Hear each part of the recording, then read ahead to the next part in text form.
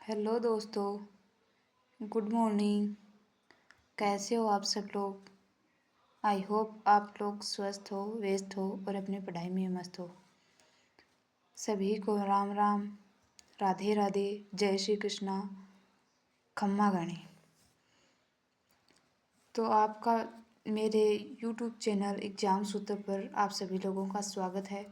यहाँ पर मैं हर रोज़ राजस्थान करंट अफेयर्स और इंडिया करंट अफेयर्स एंड एक क्वेश्चन के साथ उसकी व्याख्या सहित अन्य क्वेश्चन भी अनेक लेकर आती हूँ। तो अगर क्लास अच्छी लगती हो तो क्लास के नीचे कमेंट किया करें और क्लास को लाइक करें और चैनल को सब्सक्राइब करें। तो दोस्तों, आज हम इस क्लास में बात करेंगे राजस्थान करंट अफेयर्स और हम आर्ट एंड कल्चर के कुछ टॉपिक भी पढ़ते हैं जिसकी बात करेंगे हम। तो चलिए दोस्तों, आज का मोटिवेशन कोट। जब टूटने लगे हौसले तो बस यह याद रखना, बिना मेहनत के हासिल तक तो ताज नहीं होते। ढूंढ लेना अंधेरों में मंजिल अपनी, जुगनू कभी रोशनी के मोहताज नहीं होते। कितनी सही है वो दोस्तों कि अगर मेहनत करोगे तो आप किसी के मोहताज नहीं होगे। आप अपने पैरों पे स्वयं अपने पैरों पे खड़े हो जाओगे तो किसी और की आपको किसी और का इंतज़ार नहीं करना पड़ेगा कि वो इंसान आकर आपकी मदद करेगा। आप अपने स्वयं के मदद के लिए स्वयं ही आगे बढ़िए ताकि आपको कल किसी की तरफ मुड़ के न देखना पड़े कि ये इंसान आपकी मदद करेगा। इसलिए मेहनत हर रोज़ ज़रूरी है। मेहनत में कंटिन्यूटी, कंसिस्टेंसी और निरंतरता ज़रूरी है। डिसिप्लिन, ये सभी चीज़ें मेहनत के, इन सभी चीज़ों को जोड़कर ही मेहनत बनती है और मेहनत का परिणाम सफलता। तो चलिए दोस्तों, अब हम बात करेंगे राजस्थान करंट अफेयर्स के पहले क्वेश्चन की। पहला क्वेश्चन, परमाणु ऊर्जा विभाग द्वारा राज्य के किस क्षेत्र में यूरेनियम के भंडार की खोज की गई है? किस क्षेत्र में की गई है? रोहिला गांव है, खंडेला सीकर में। कहाँ पर है? खंडेला सीकर में। और यह भारत का तीसरा सबसे बड़ा यूरेनियम का भंडार होगा। कौन सा? तीसरा सबसे बड़ा भंडार होगा। और यूरेनियम के भंडार का अन्य कहाँ पर है? अन्य भंडार कहाँ पर मिलते हैं राजस्थान में? उदयपुर में। कहाँ पर? उदयपुर में। ढूंढा बाड़मेर में महिला स्वयं सहायता समूह है। ढूंढा बाड़मेर में, जहाँ जिसे जीजीबाई भी कहते हैं, जीजीबाई समूह। और इसी समूह में बाजरे के बिस्किट तैयार किए जाते हैं। चलिए बात करते हैं हम कुछ स्टैटिक जगह की। भैंसरोडगढ़ दुर्ग कहाँ पर है? चित्तौड़गढ़ में। और भैंसरोडगढ़ दुर्ग कौन सी नदियों के संगम पर? चंबल और ब्राह्मणी नदी के संगम पर है। त्रिवेणी संगम क्या होता है? जहाँ पर तीन नदियाँ आकर मिलती हैं वो त्रिवेणी, जैसे बनास, चंबल और शिव। रामेश्वरम, सवाईमाधोपुर में त्रिवेणी संगम। माही, सोम, जाखम, ये त्रिवेणी संगम। और संगम क्या होता है? जैसे चंबल और ब्राह्मणी, दो नदियों का मिलन, संगम। और भैंसरोडगढ़ दुर्ग को राजस्थान का वेल्लोर कहते हैं। क्या कहते हैं? राजस्थान का वेल्लोर। और चंबल नदी पर चूलिया जलप्रपात भी इसी दुर्ग में है। कौन सा जलप्रपात है? चूलिया जलप्रपात। और चंबल नदी, नहीं सॉरी दोस्तों, खेतड़ी झुंझुनू, जिसे ताम्र शहर कहा जाता है, और यहाँ पर तांबे के भंडार मिलते हैं। हिंदुस्तान कॉपर लिमिटेड के द्वारा तांबे का उत्खनन किया जाता है। अगला क्वेश्चन, हाल ही में राजस्थान के किस व्यक्ति ने केमिस्ट्री रिकॉर्डमैन का खिताब हासिल किया है? किसने किया है? प्रोफेसर सुरेश कुमार वर्मा ने। किसने किया है? प्रोफेसर सुरेश कुमार वर्मा ने। और इन्होंने, ये कहाँ के निवासी हैं? सीकर के। सुरेश कुमार वर्मा ने 50 बार नेट एग्ज़ाम क्लियर किया। कितनी बार? 50 बार। नेट एग्ज़ाम से क्या होगा? नेट एग्ज़ाम से कॉलेज लेक्चरर के एग्ज़ाम्स दिए जाते हैं नेट एग्ज़ाम क्लियर करने के बाद। और इन्होंने पूरे भारत में नेट एग्ज़ाम 14 बार, 50 बार में से 14 बार टॉप किया है। इसलिए इनको केमिस्ट्री के रिकॉर्ड मैन के नाम से जाना जाता है। चलिए बात करते हैं अब हम आगे। ये कहाँ के निवासी हैं? तो सीकर। सीकर से रिलेटेड हम कुछ अन्य बात करते हैं। सीकर में कौन कौन से मंदिर हैं? सीकर में खाटू श्याम जी का मंदिर जो कि रिंगस सीकर में है। और सीकर में है जीण माता का मंदिर। किसका मंदिर? जीण माता का मंदिर। जीण माता का मंदिर सबसे, जीण माता के गीत को सबसे लंबा गीत माना जाता है। सबसे लंबा गीत किस देवी का है? जीण माता का। और जीण माता को शेखावाटी के चौहान वंश की कुल देवी, कौन से वंश की कुल देवी? शेखावाटी के चौहानों की कुल देवी जीण माता। और आराध्य देवी मीणा जनजाति की। जीण माता मीणा जनजाति की आराध्य देवी है। और जीण माता का जल शिखर 2023 में रोपवे बनाया गया।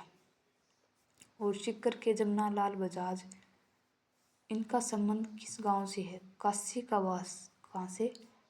काशी का वास गाँव से है जो कि सीकर में है। और जमुना लाल बजाज को महात्मा गांधी के 5वां पुत्र कहा जाता है। जमुना लाल बजाज को महात्मा गांधी का 5वां पुत्र के नाम से जाना जाता है। जमुना लाल बजाज पर 20 रुपये का डाक टिकट जारी किया गया। कितने रुपए का? 20 रुपये का डाक टिकट जारी किया गया।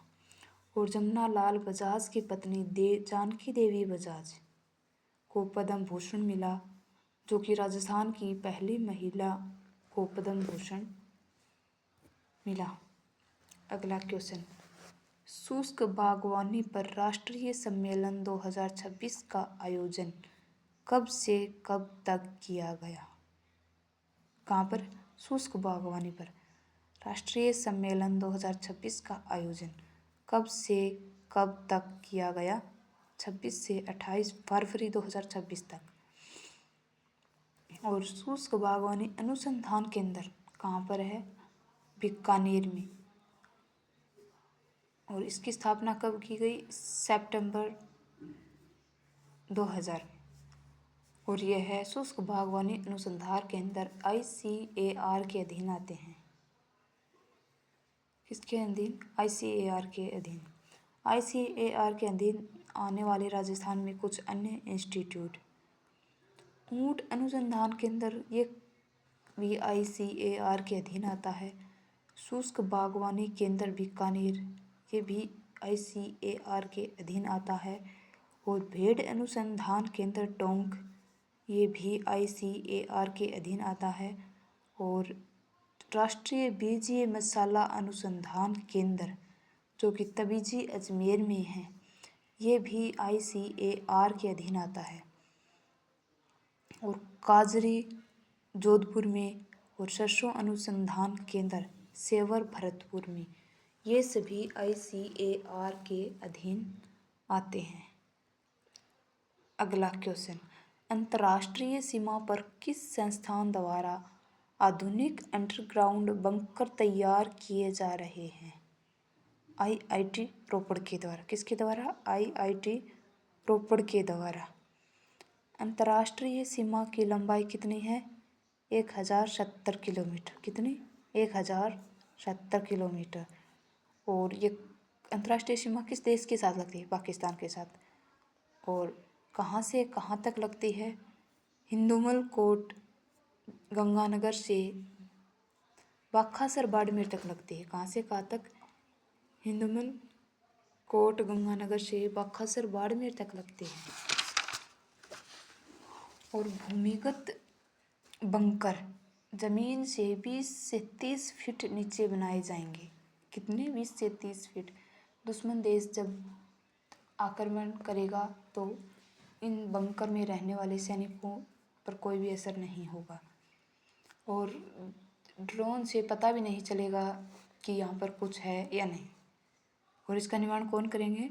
IIT रोपड़। अगला क्वेश्चन, राज्य सरकार द्वारा वंदे गंगा जल संरक्षण जन अभियान 2.0 का शुभारंभ कब से किया जाएगा? कब से किया जाएगा? 25 मई से 5 जून 2026 को। 25 मई से स्टार्ट होगा और 5 जून 2026 तक। और 25 मई को क्या है? गंगा दशहरा मेला।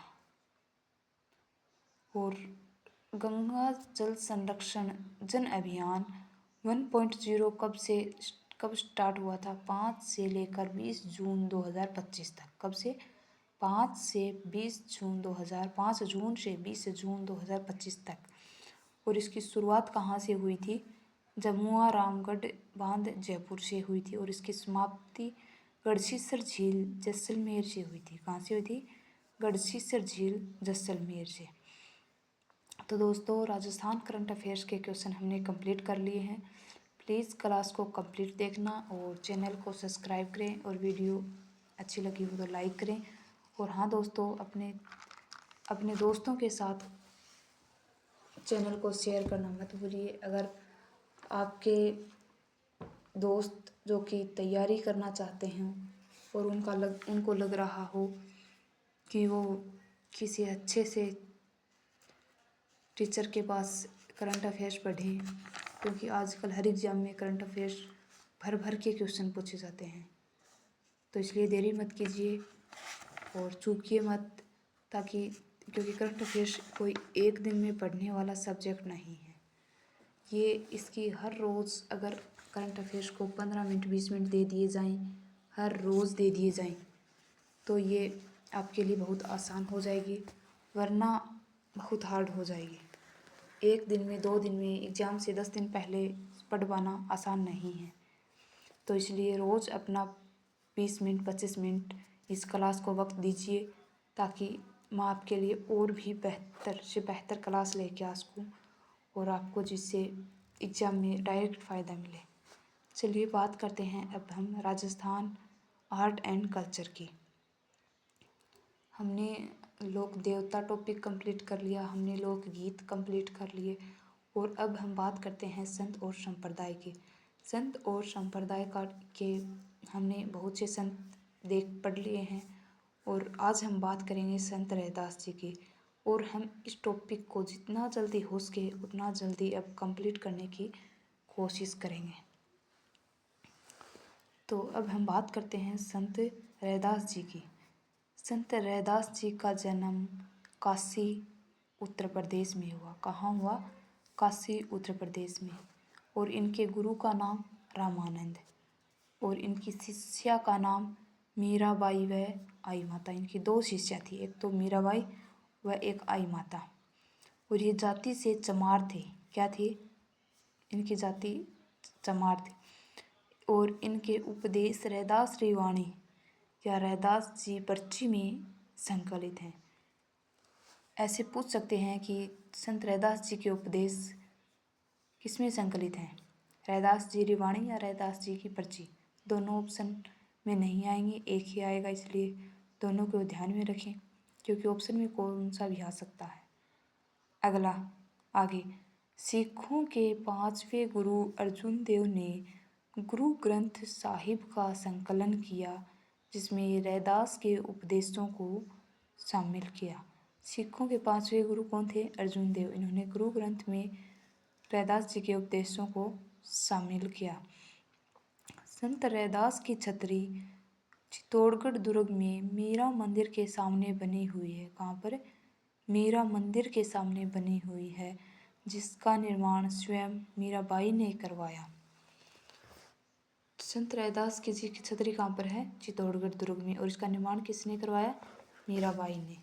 तो चलिए दोस्तों, अब हम बात करते हैं आगे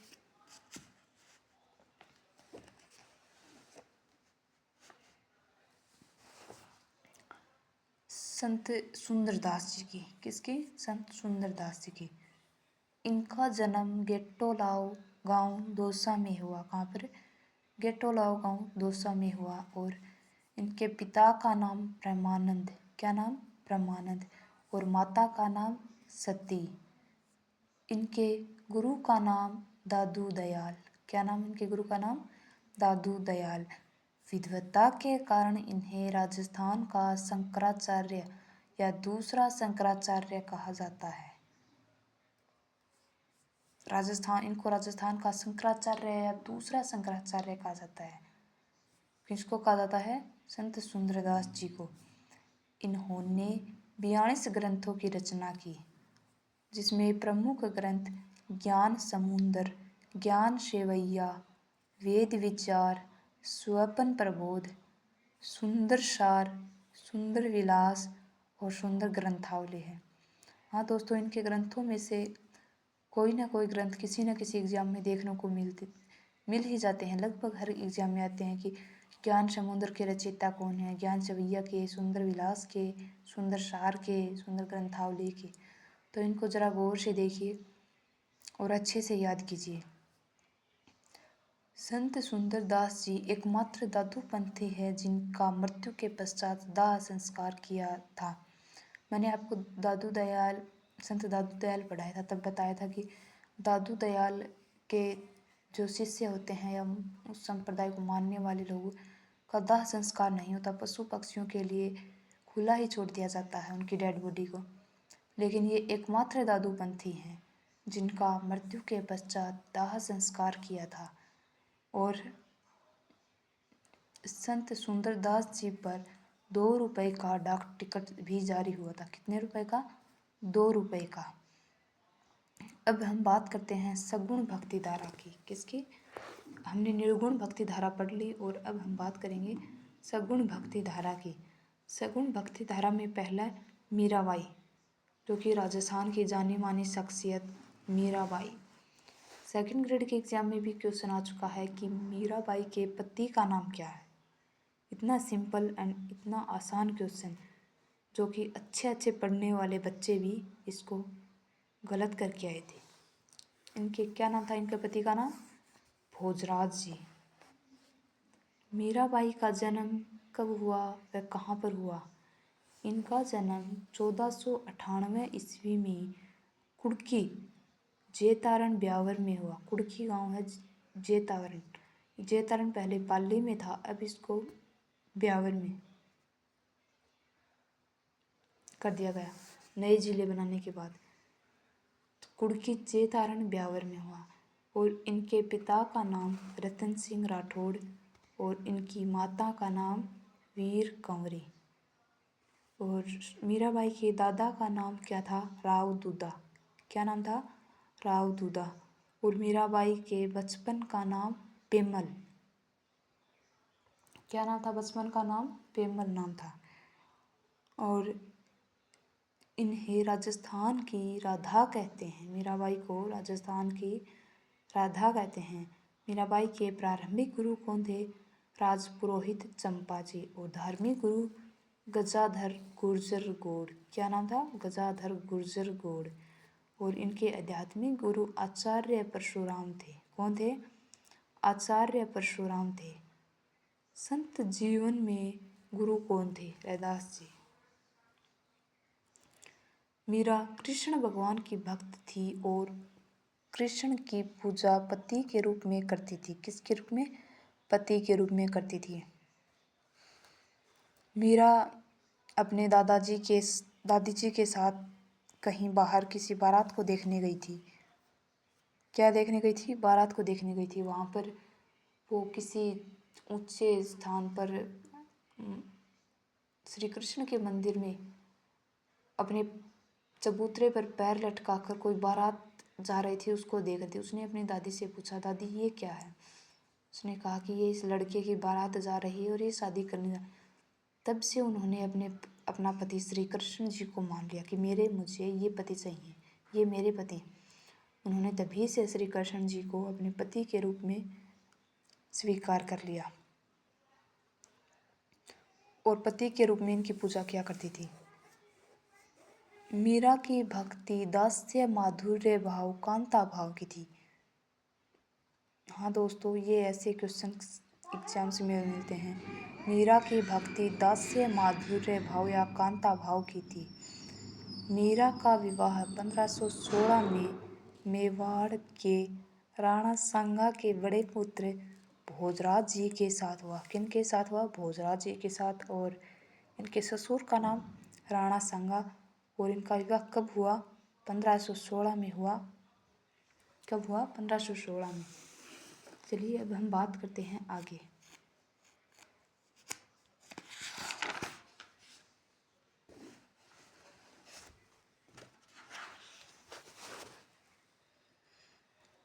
मीरा का वैवाहिक जीवन 7 वर्षों तक चला और सन 1523 ईस्वी में भोजराज जी की मृत्यु हो जाती है। कब? 1523 में।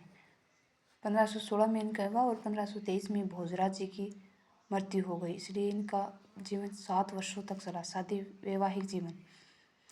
मीरा का प्रारंभिक समय मेड़ता में बीता और फिर ये वृंदावन चली गई तथा मीरा का अंतिम समय द्वारिका गुजरात में बीता, जहाँ मीरा रणछोड़ जी के मंदिर में कृष्ण के मूर्ति में समाहित हो गई। कहाँ पर? कृष्ण के मंदिर में मूर्ति में समाहित हो गई।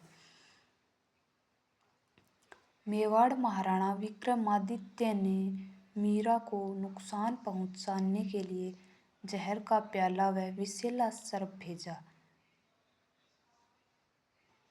क्या भेजा? जहर का प्याला व विषैला सर्प भेजा, लेकिन मीरा को कोई नुकसान नहीं हुआ। मीरा विक्रमादित्य के समय संत रैदास जी के कहने पर चित्तौड़ त्याग कर मेड़ता चली जाती है। कहाँ पर चली जाती है? चित्तौड़ त्याग कर मेड़ता चली जाती है। मेवाड़ महाराणा उदय सिंह ने अपने राज्याभिषेक में भाग लेने के लिए सूरदास चंपावत जी के नेतृत्व में एक प्रतिनिधिमंडल मीरा के पास भेजा।